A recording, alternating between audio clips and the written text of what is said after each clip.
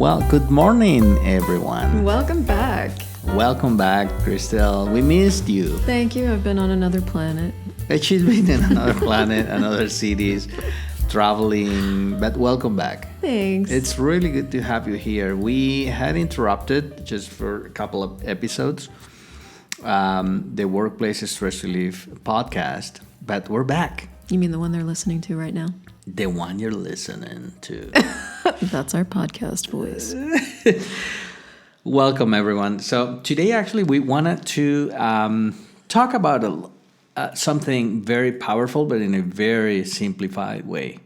Well, what we thought we'd do is we'd go through the Access Bar's points and create an episode around each point, because Access Bars is 32 points on your head, and each one of those points connects to or clears or dissipates energy in a particular part of your life. And there's quite a bit going on with each one of these points. So we recently, as the previous episode we said, we recently had a seminar and we invited over 50 companies from the city of Cali, Colombia, to receive a taster of Access Bars. And it was beautiful. It was amazing. I saw everyone on the tables receiving bars. But it caught my attention, some of the questions of the participant quietly asking to our practitioners, what is access? How does that actually change you? Like what's all that? What is all that behind all this process? And those are cognitive and logical questions of our normal world. But I think they're kind of fair too, because this is pretty different. Exactly. So based on that kind of interpretation, we said, why not just talk a little bit about bars? So generally we're gonna talk about bars, and then I'm gonna go directly into one of the first points that are touched when somebody touches your head, which is the power band. So to give you a little bit more information, Access Bars is a tool that facilitates a different way of functioning on the planet. For a very long time, human beings have functioned from the density of their thoughts and their feelings and their emotions. And this is what most people have identified with and what people have actually made valuable. And, if you look at your daily life or what's pretty normal in a day, thinking and feeling and emotions is kind of just where we live. So the more you get your bars run, the more you begin to perceive how much effort it actually takes to function from thoughts and feelings and emotions. You also start to perceive the possibility of functioning from perceiving, knowing, being, and receiving. So the coolest thing for me about bars, and I've heard you talk about it, is that it doesn't take any effort to make this change. You just allow someone to touch your head and everything starts getting easier because you're functioning from more perceiving and more receiving and more knowing. Thinking, feeling, and emotions take a lot of work. So that's kind of today's basic explanation of bars. And one of the first points that are touched when somebody touches your head is called the power band. Oh, power band. So good. So before you dive into that, what I do remember is my first bar session. Yeah. And then you offered to me bars, and I'm like, sure, why not? I mean, like, what do I have to do? That was my first immediate reaction. Cognitively, I was like, what do I have to do to make this happen, to make this work? Mm. And when you mentioned to me, like, nothing, I'm like, wait a minute, what is the catch? That's my first reaction. So I love what you said. It's like, it's so simple, it's so ridiculous. All it requires for it to work is for you to be willing to receive, and that's about it. That's about it. So as the person giving the bars, one of the first points I touch is called the power band, and it's at the base of your skull. It's called the occiput in English. And basically, the power band is where you've stored all your considerations about what power is. Now, in Access, we talk about the potency of things because you, as the being, through energy and space and consciousness, are the catalyst for change, rather than having the power to change. Boy, even right there is a big conversation. So as a catalyst for change, anything that's willing to change can.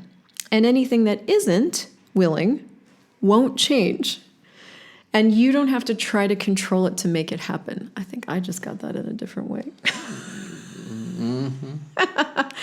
So the power band is where you've stored all your considerations about what power is. So where should we start with this? Well, I mean, like at first, I caught a big difference in between power and potency and change. It was like enhanced explanation, not even explanation. It's like a dive in with this. So if we were going to explain this to a 5 years old, like in some words, right now we're just reading the manual. And if we were going to explain someone at this moment that has never heard these words, what is axis? What are you talking about? What are you talking about when you talk about potency, change? How do I get change, energy, space, consciousness? Is there any other way to present what Power Band does to us? Well, when you run a bar, it gives you access to you. Because if the thing about power, for example, is we are pretty much taught that to have power we're either powerful or we're powerless. Okay, so it's kind of like we live either in the negative or like the positive, like only two options. There's only two presented. options ever. Okay. So anytime you only have two options in your life, in your workplace, whatever, you're living in a finite, limited menu of choice. Like it's limited. And that's not actually true for us. We have infinite choice. Oh, that's another big thing there. It's like finite versus infinite. So got you. Okay. So with power, it's either or, right? It's either you have power over somebody, which a lot of us experienced as kids. Our parents did power over us. And so we learned to feel powerless or to try to get power over other people. Oh, wow. So look at this dynamic you just kind of uncovered for me. In order for our parents to be able to do their job, which was educating us, they needed to be more powerful than us. From their point of view. From their point of view, which automatically will put us in a position that if someone is in the power, the other one has to be powerless. And that's the thing about the way things work here is it's not very functional. In order for someone to have power over, someone has to lose, which is almost always the kid. And so as kids, we learn this way of doing things and we take it into our adulthood, and this is why things don't work very well. Because a lot of us grew up with a lot of kindness and a lot of caring and a lot of love, and, we're trying to function as that while trying to figure out this power thing. We don't want to get walked on and beaten up. So in order to not do that, we do power over, but then that doesn't really work very well either, and powerless doesn't really work very well either. So what this bar does is starts to give you access to the power that you naturally are, which is what we mean when we say the energy you are, the space you are, the consciousness you are. You naturally are power just by being you. It gives you more access to that, which gives you more access to choices you really have, rather than just the two choices you learned as a kid. So I kind of looking at when a person really chooses to be themselves, like based on what they've learned up until now, it's like they only had learned two options: to be the powerful or to be the powerless. And right now I can vision people walking on the streets waiting for what's the next energy, for the next contact in human interaction that I have with someone. Am I going to be the powerful or am I going to be the powerless? Oh, shooter. Exactly. And that's what makes life really hard. If you look at workplace situations, I mean, this shows up in workplaces all the time. Your boss, are they doing power over you? Are they doing powerless? Are you doing powerless in the face of their power over? And then what else is possible? Because that's just one model that we've learned really well. Is that the only choice we have? If we were willing to be the power that we are, to me, that's about like being able to receive all the information about everything and then choose, rather than taking things personally or feeling like you're being attacked or any of those other thoughts and feelings and emotions we might go into because of the power over, power under model. It's taking it all in and with receiving and then choosing, which is just a really creative possibility that we haven't really gotten a lot of access to here. Well, funny with that picture, I can see many scenarios in the past in the workplace where there's always the person that demands something to be completed, and there's the application of power, full power over it. But today, what I can attest to that is that when you allow a person to be themselves, and they can show you way more information that you can just take it differently. You can now you know who you're working with, and perhaps you could use that information in a more generative way. That just can you do this kind of buy it right now by 3 p.m. and always using the power as the only alternative. So Well, beauty. Yeah, and so if we kind of circle back to the manual here, one of the things it says is, so this power band is where you've stored all your considerations about what power is. We have all these points of view about what power is. And like I know in North America, I hear a lot of people say, well, I just want to get my power back, because a lot of us feel like we've lost our power. Like we don't know where it went. I used to have a manager, a branch manager, that used to get us every week on a meeting and will say, don't let anyone to take your power away from you. You need to get it back. It's like you need to be in control. Well, especially if I was in financial industry, you need to be the dominant energy of that meeting. Otherwise, you're not going to sell anything. Yeah, and there is, I think, a bigger conversation about being willing to be the dominant energy. I think that's a different conversation that involves being the power that you are, right? And that's what works in that moment. But the power over is a different thing. And power over is where you think you have to force change. And, this is how most of us were taught to parent by our parents. Like we have to force change. And there's all kinds of methods of forcing change. I mean, you and I have talked about how our parents did that. But true power is being and then receiving and then choosing. And so that's you being willing to be the dominant energy, which is different than power over. That's not power over is believing you have no power and trying to force a change that you secretly believe you can't have. So these limited menus of things, power over, power less, have these hidden points of view in them. Those are considerations, right? If you walk around most of your life feeling powerless, you have a lot of different points of view creating that for you. I can't do this. I'm not good enough. Nobody listens to me, etc. Running your life. If you tend to function in power over others, then you have a lot of points of view creating that too. Because if you have to do power over others, you don't actually believe you have any power. And that's a consideration. So these hidden considerations create the way that we function in the world. And this point is about restoring that sense of power that we actually already are. When you say this point, you're touching it's like in the place, not in the neck, but a little upper, but not in the head. Yeah, the base of your skull. The base of your skull. That point, the power band. Occiput, yeah. Occiput. Yeah. Okay, so in other words, in like short version, when you ran my bars first time, I had been accumulating all those considerations for 47 years. Lifetimes, actually. So then I may have been a little overcharged over there. Well, and you and I are in a relationship too, right? So I know you pretty well. And when I see how we navigate our different dynamics, even in the relationship, it's a constant navigation of power over or powerless, right? Oh, that's a thing right there. Right? Relationship is a constant use of that. Powerless, powerful. And so we have to, so what you and I are discovering, what I see, is that we're discovering being the power that we are, both of us individually, and learning to work together in that way. That is a fantastic sensation, by the way, Fox. Being able to express yourself as the powerful being you are. Yeah. And learning how to have your life around this, and how also, to create. Yeah, and also how to allow the other person to be the power that they are. Because when we buy that there can only be one winner, which is really the power over means there can only be one winner, right? And I bought that in my family. That's just what we learned, right? A lot of us just learned that as the only way to function.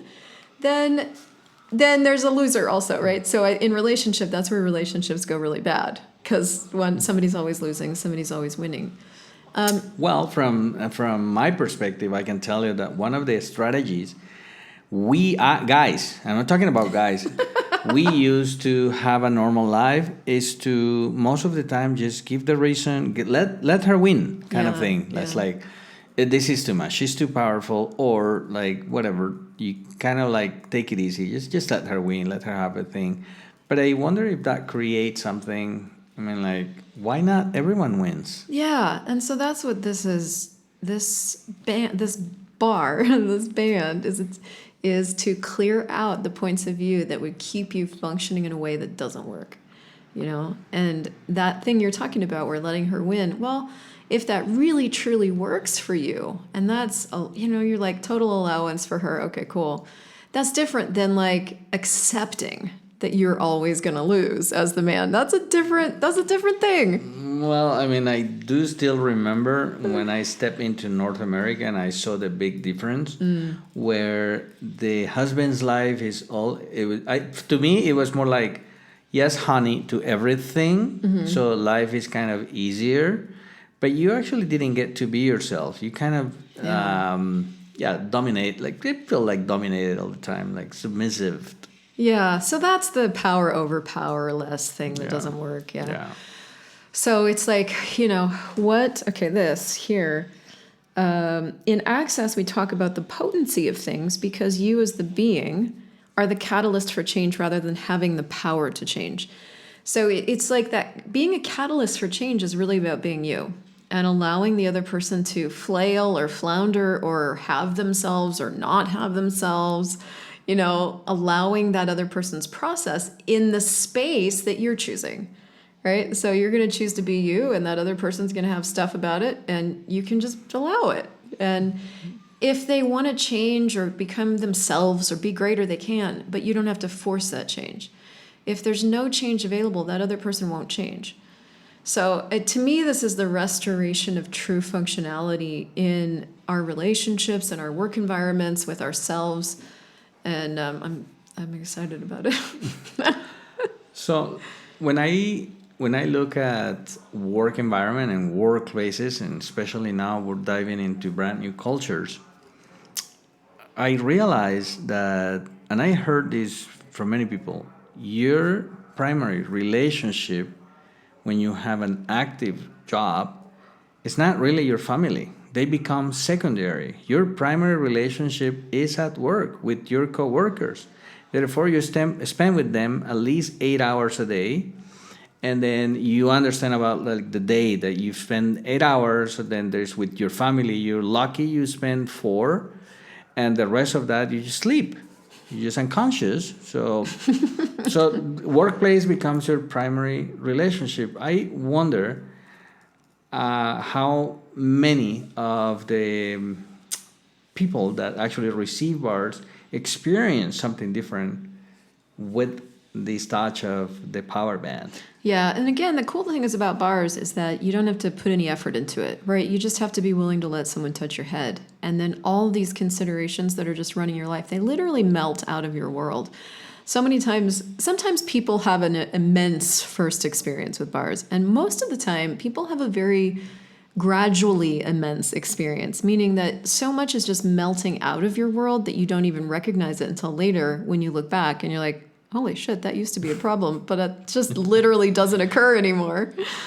Well, I'll tell you what, I was looking at the pictures taken at that day, and I never seen so many happy faces like when I was looking at people receiving bars.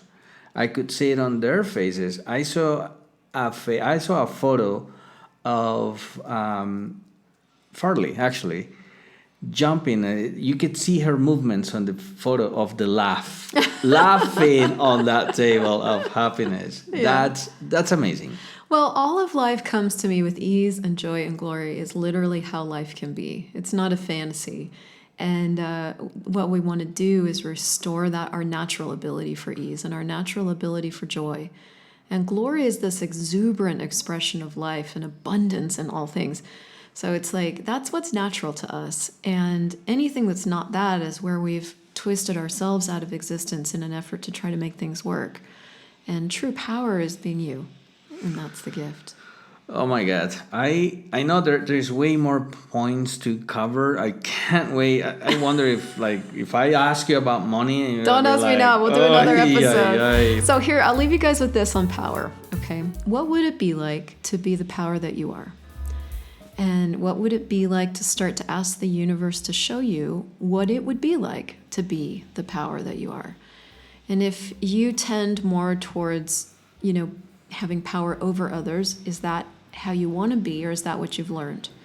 And if you tend more towards feeling powerless, is that what you naturally are, or is that what you've learned? And what would it take for something different?